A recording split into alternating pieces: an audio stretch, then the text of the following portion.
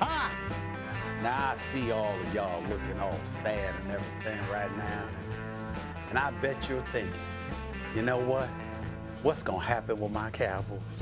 Not one, but 2 straight losses. 2 straight losses. No, seriously, I understand that these things happen sometimes. I try to tell you Cowboy fans, you loving Cowboy fans right there. America's team, no, not yet. You ain't won the Super Bowl since 1995. You ain't been relevant since then either. But you thought they were hope. You thought there was hope, didn't you? Now suddenly, just 2 weeks after having complete supremacy over the NFC East, you're tired of those Philadelphia Eagles. A little bit nervous, ain't you? Ain't you? Gonna be all right. Gonna be all right. Still got Dak. I'm sorry. Still got Ezekiel Elliott. Still got Amari Cooper. He had a big game yesterday. There's reason for hope. There's reason for hope. I want you to lift your spirits up. I want you to understand. It's just 2 games. It's just 2 games. You're gonna be all right. You're gonna be all right. You're gonna be all right. You're gonna be all right. You're gonna be all right. Reckon you won. Oh, wow. Still a season. Look forward to it. I guess I'll just mosey on out of here. Till another day. Remember that, all right? Say it with me. Can we say it together? How about them Cowboys? Or you just gonna leave that to me, huh?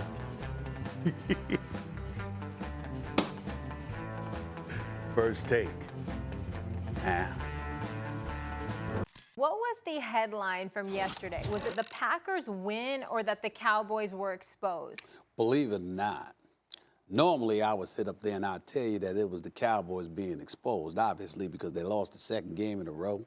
And as a result, they're no longer in complete control of first take within the NFC East. They're tied with the Philadelphia Eagles now. Just a couple weeks ago, Max. A couple weeks ago. We were sitting there talking about the Philadelphia Eagles. They were in a must-win situation going into a Thursday night game against those Green Bay Packers. I never thought that was must-win for the record. I did. I said, hey, if the Eagles lose that game and the Cowboys win Sunday against Teddy Bridgewater, because there was no Drew Brees, that the Philadelphia Eagles would have been 3 games out, and that would have been that. And lo and behold, just 10 little old days later, it's tied 3-2 within the NFC East. Just like that, that black cat running around that franchise showed his ugly head. And in as a result, we sit here today with the Dallas Cowboys no longer in complete control of that NFC East now. Now let's get to the specifics. Because as we look at the Green Bay Packers, we saw Aaron Rodgers, 22 of 34, 238 yards. My personal opinion, that damn Aaron Jones. What is it? 19 carries, 107 yards, 5.6 yards per carry, 4 touchdowns against those Dallas Cowboys. Seem to be struggling a little bit against that running game. And the thing about it is that their defense for the Green Bay Packers, we haven't been raving enough about them. We've noticed them. We paid attention to them, Matt Kellerman. But at the same time, we haven't given them the appreciation that they deserve. Suddenly, Ezekiel Elliott didn't look so formidable. Following up an 18-carry, 35-yard performance against the New Orleans Saints, what does he do? Second go-around, 12 carries, 62 yards. Not bad. Looks like they should have gave him the ball more. But guess what? Dallas Cowboys didn't do that. Why? Because they want to run. They want to throw that football. Kellen Moore, your new offensive coordinator, he's not Scott Linehan. We're going to throw that football a little bit more. And the Green Bay Packers said, not so fast, because we're not sure about your passing game. We're going to shut that thing down. Dallas Cowboys came into the game allowing just 3 sacks. This particular game, they gave up 3 sacks in one game. They got a little bit exposed offensively. You can punch them in the mouth. You can neutralize the run to some degree. Even when they pass the football effectively enough, like Amari Cooper having 226 yards receiving, in the end, it still didn't prove enough. They're front runners. When they got a lead, they look pretty damn good. When they had a deficit, panic sets in. This is what I love about the Dallas Cowboys, Max. I'll give it to you by saying this. In the end, as they climb and the pressure builds, pressure, as they say in the country, breaks pipes. And that's exactly what happened yesterday afternoon in Big D. And I must say, I'm quite fond of what I saw. So if pressure busts pipes, Stephen A., then you're agreeing that the Dallas Cowboys were exposed.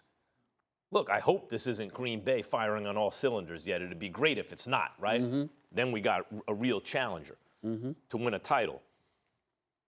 The Cowboys, for whatever reason, I took Aaron Jones in daily fantasy, gave me 52 points and the win this week. Ooh.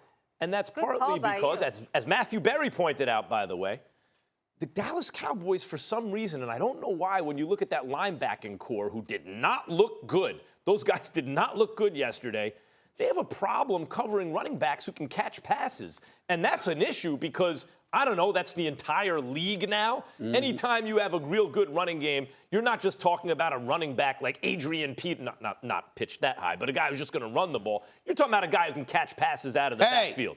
I reckon you're right. Yeah. Continue. And that's Aaron Jones. And going in, you knew that's a problem for the Dallas Cowboys. Why? Why did Van Der Esch and these guys not look good? They're supposed to be. I was raving about them early. But are the Cowboys exposed? The answer is yes. They exposed the Cowboys here. Think about the wins they had early in the season. The Giants, right now the Giants have 2 wins, but that's only because Daniel Jones instead of Eli Manning. And that speaks as much to Eli Manning's poor play as what Daniel Jones did. If you would have just replaced Eli with a competent starting quarterback, like a Kirk Cousins type, they wouldn't have looked that bad early in the season. He couldn't get anything done. So that's when the Cowboys played the Giants and Washington and Miami. You're talking about some of the worst teams we can remember seeing. Miami's like the worst team anyone can remember in recent years. And Washington's not far behind. And the Giants at the time were in the same boat with them. That's why Eli Manning, who was supposed to play all season as Daniel Jones developed, got yanked after 2 games. Those are the teams that the Cowboys looked great against. Then as soon as they play real competition, they fold at home. Thanks for watching ESPN on YouTube. For more sports highlights and analysis, be sure to download the ESPN app. And for live streaming sports and premium content, subscribe to ESPN+.